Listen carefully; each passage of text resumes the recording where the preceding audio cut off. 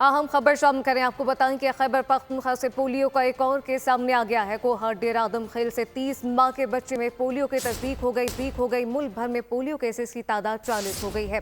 दमासाल polio के P से छठा, कोहट से दूसरा केस रिपोर्ट हुआ है। तफसीलात आसिफ शहजाद से जानते हैं। आसिफ, बताइएगा कि पोलियो वायरस के मुतासरा केसेस में अब इजाफा होने लगा है।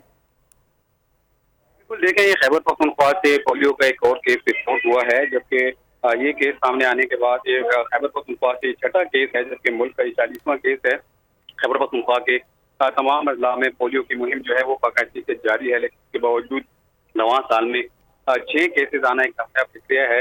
वहाँ पर जो है इस हवाले से बताया जा रहा है इमरजेंसी ऑपरेशन सेंटर की जानिब से कि यहाँ पर खसूसी मुहिम चलाई जाएगी और इस मुहिम के दौरान तमाम जो मुतासरा इलाके हैं उनको टारगेट किया जाएगा और वहाँ से जो केसेस का इजाफा हो रहा है वो कंट्रोल किया जाएगा। जी, आसिफ शहजाद।